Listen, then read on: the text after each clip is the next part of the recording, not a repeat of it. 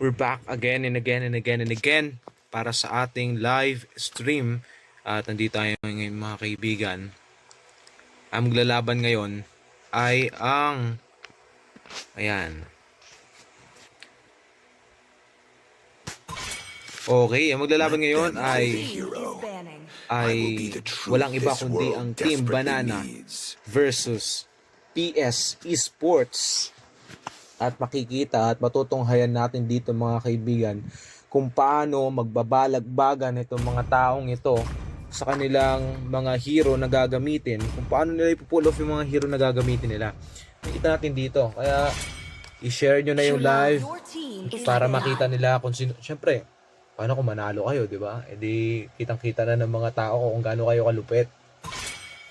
Your team is banning. Big mischief. Share lang natin. Naka-live na tayo, so meron na tayo isang viewer. Shoutout sa'yo. Hindi kasi nakikita dito ano pangalan ng viewer. What's your Unless command? mag-comment, Your diba? team is picking. Okay. Ito tayo mga kaibigan.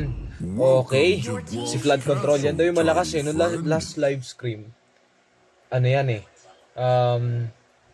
Pinakamalupit daw yan eh. Pinakamalupit na ano daw yan si Flood Control. Naninira. We'll finish off what was left. Ang galing niya, Flood Control tapos gamit niyang bato. Sabi ni Amir, John Natividad. Yeah, pa-shoutout kay Fahad, anak ni Kagawad Samson. Uy, shoutout daw sa'yo, Fahad. Nakikita ko nga yan, nagko-comment yan dito. Meron din naman siyang ano. Alam ko player din siya eh. Saan siya dito? Wala. Shoutout lang siya. Pero alam ko isa siya sa player. Kagabi ata. Nagko-comment din kasi yun eh. Salamat sa iyong komento, Amir Jan Natividad. Shoutout daw sa'yo. Anak ni Kagawad Samson. Hayabusa.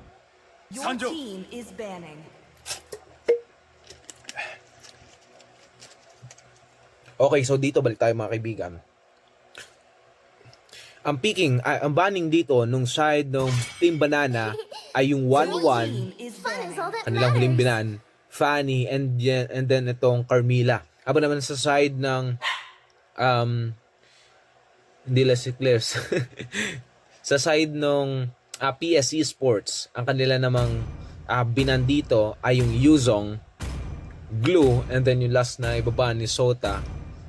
Sino kayang ibaban? Uy! Obsidia. Okay. Yun yung 3-ban nila. Habang dito sa picking, Flood Control para sa Grok. And then kay Catfish Enjoyer, gamit niya dito si Valir. And then Super Tom ang kanyang CC. Dito naman si Resilience, gamit niya naman dito si Lapu, 6K Kasus.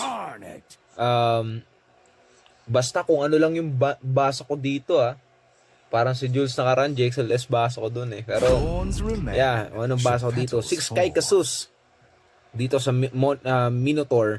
And then De Guzman 22 para sa ating core, gamit na dito si Hayabusa and si Yo. Si Yo dito, ang gamit niya dito ay si Moskov. Habang naman si Sunshine Dambi, ang kanyang walang katapusang Lancelot ng Odd Nooms, gamit niya dito. And then last one, si Sota, ang kanyang gamit ay si Harit.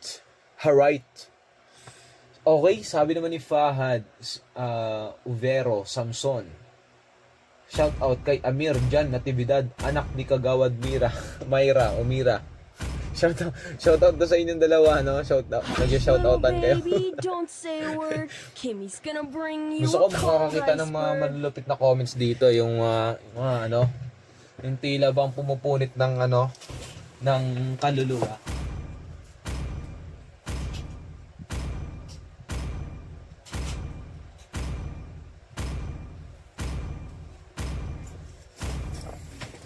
Pumupunit ng kaluluwa sana.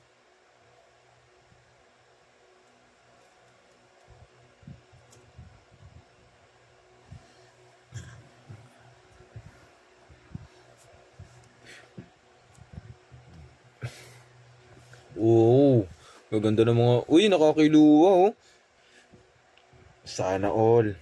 Dragon Tamer Kilua Special. And then dito naman sa baba, Sojak. Kaya palang gustong gamitin, Dragon Tamer Elite. Pero angas ng Elite kasi nito, no? May mga Elite na magaganda na parang, uy, mukhang ano na to pa-epic skin or special skin na to, no? And then dito naman, special skin ni Moskov. Then Hayabusa. Gibigyan ng ano yan, montage yan. Bigyan natin ng 5 montage. seconds till the enemy reaches the battlefield. Smash them. Ayan, Troops montage. deployed. So yung sa likod nila eh.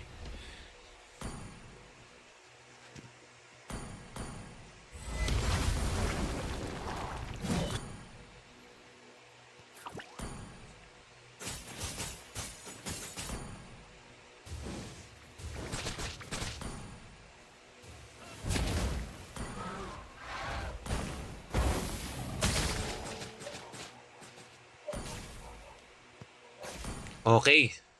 So, balik tayo. Yan. O, dito na tayo mga kaibigan sa baba. Nagpapalagan lang sila dyan. And then, Sota dito, ang kanyang Kilua pick. Oheb. Kayo pa ba? 6K kasus dito sa kanya Sojak. Pero sakit ng damage dito ni Sota mga kaibigan. Grabe naman pumupunit naman dito. Ay, nag-ano pa siya doon. No? At dito nakita natin na nalulugi si Resilience dito. Tamang kuha lang siya doon ng creeps. Pero uy, muntik na mapitas doon. Habang dito naman ini-invade dito si De Guzman 22 mga kaibigan. Ini-invade siya dito ni Blood Control at ni Sunshine Dambi. Kinukuha ang mga gold. Grabe si Blood Control lang kumuha ng gold. Grabe talaga. Sino kayo makakakuha na retry kaso hindi nakuha. Pares na nakuha doon mga kaibigan. Nakuha doon. De Guzman, napitas niya doon. Si Sunshine Dambi. Then Sota, napitas din naman siya doon mga kaibigan. Habang dito may 6K kasus. Hinahabol niya sa Super Tom. Pero Super Tom nakapag first kill lang dito.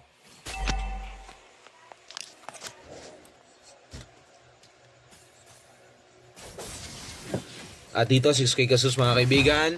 Nilagyan na ng wall. Blood Control makakatakas pa kaya o mabibigyan siya doon ng gobyerno. DPWH siya ba dito mga kaibigan? Freely na makapag-turtle dito. Nag-ulti na nga po dito si Lancelot. And then De Guzman, makukuha niya doon ang turtle.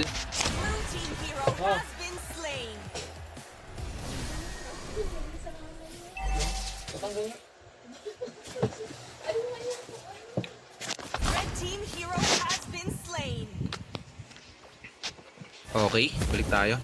May interruption lang. Okay dito. Flat control.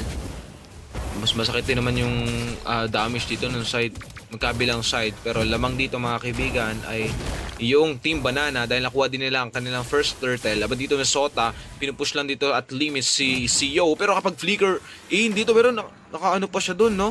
Nakapag-purify pa, pero naultihan dito ni Timo mga kaibigan. Mabibigyan kay si Sota dito, makakasayaw kaya siya. Hindi niya na mapipitas si 6K kasus. Siya pa ang napitas dito, kaya ang kill ay mapupunta sa side ng Team Banana. Habang dito naman mga kaibigan, wala silang magagawa dahil tower hug lang ang isa dyan. Habang dito naman, Yo, tamang kuha lang ng gold plate sa Torre. And Sunshine Dambi, kuha ng mga tamang kuha lang ng mga objectives ng farm. Habang dito naman sa itaas mga kaibigan, umakyat na nga po dito si Catfish Enjoyer at nag-ultimate na nga po si Sota. Napitas doon si 6K kasus mga kaibigan at tower hug na rin si Yo. Habang dito naman Timo, tamang lang, kuha lang ng gold plate. Easy yan. Habang dito mga kaibigan, Super Tom mabibigyan kaya dito ni Guzman, pero nag-ultimate siya doon kay Sunshine Dambi at na-dodge lang doon ni Sunshine Dambi. Muntik na lang din na mapitas dito ni Resilience, pero hindi niya na makakukuha. Hindi niya rin alam na nakauwi doon si Super Tom. Habang dito sa itaas mga kaibigan, hinahabol nila si Yo, pero tamang def lang dito. Kasama niya si De Guzman 22 dito sa gilid at magkakaroon na nga 1 second na lang ang dito, turtle fight. At yan na nga po, nagkaroon na ng turtle. Mamaya na kayo mag notify dyan. Dito naman mga kaibigan, makakuha kaya nila Resilience.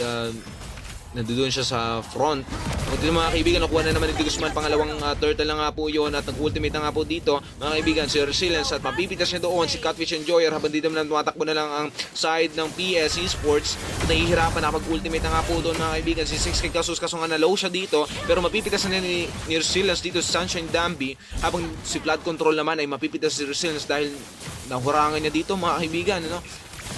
At De Guzman, tamang laro-laro lang sa kanyang mga shadow. 4 out of 7 ang kalamangan ay punta pa rin doon sa side ng Team Banana. Naghihirapan sila sa pagkasaging nitong team na ito.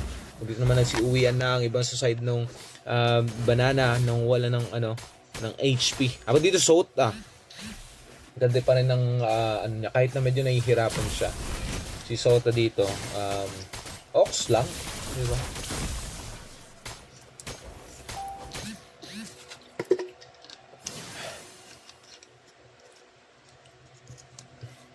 Okay, Flood Control, nalow siya doon. Pero dito, ang kala ko mabibitas siya doon.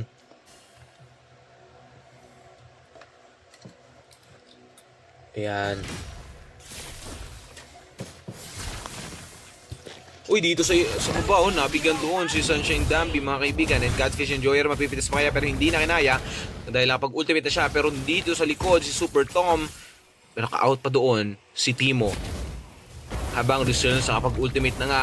At tatlo ang nasa side ng PSC Sports dito. May bibigyan niya kaya ang isa sa kanila pero tinakas niya na lang ang kanyang ultimate. Habang dito naman sa itaas, Sota, mag-isa niya lang siya dito. Nakapag-ultimate na nga siya dito pero mabibigyan siya ni De Guzman, mga kaibigan. Napakasakit ang damage ng isang Hayabusa. Habang dito naman papunta na ang side ng PSC Sports. Nakapag-ultimate ang flicker trick dito. Wala flicker trick kay 6K Casus. Kaso nga lang hindi niya nabigyan si Catfish Enjoyer pero hindi na kita patatakasin dyan, sabi ni De Guzman, mga kaibigan. And Flood Control nandito na sa loob ng torre, medyo makunat dito si Flood Control, mga kaibigan, kaya hindi na mapipitas ni De Guzman. 22 dito, habang dito naman nahihirapan si Sunshine Dambi na makapag-farm pero nakuha niya pa ang dalawang buff niya kahit na nahaharas siya dito ng side nung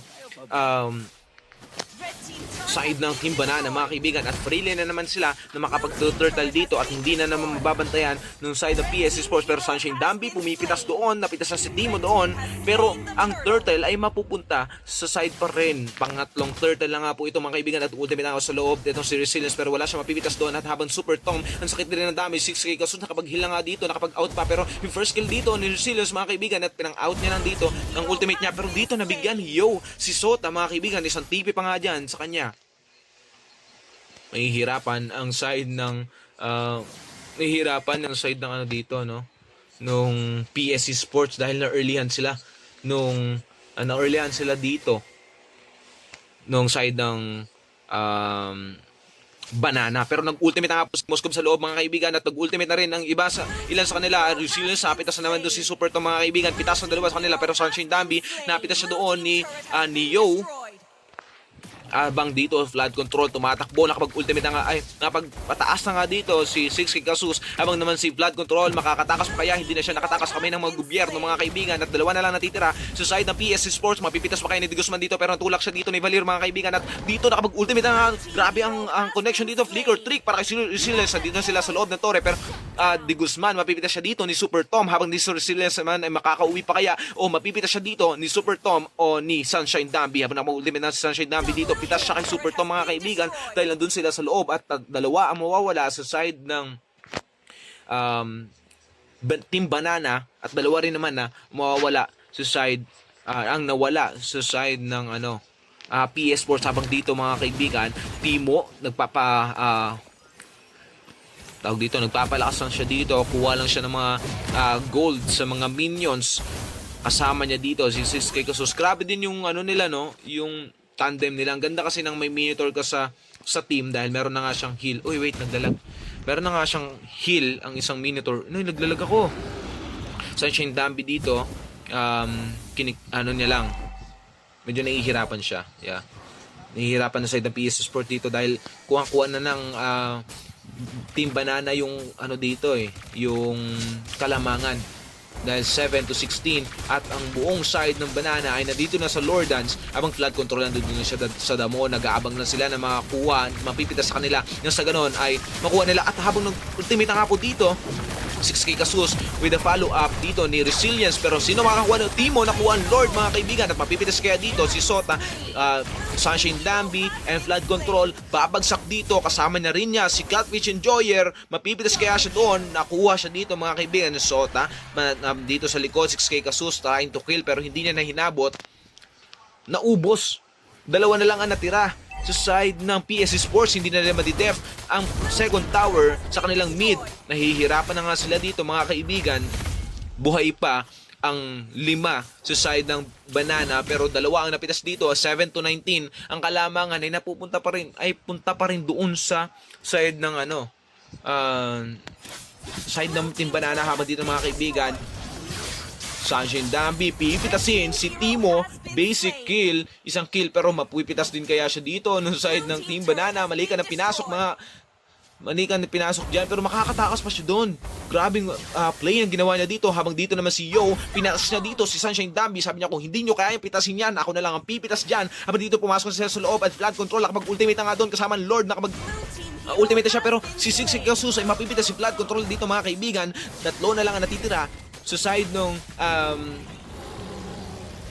PSC Sports. Habang dito na sa loob na sila mga kaibigan.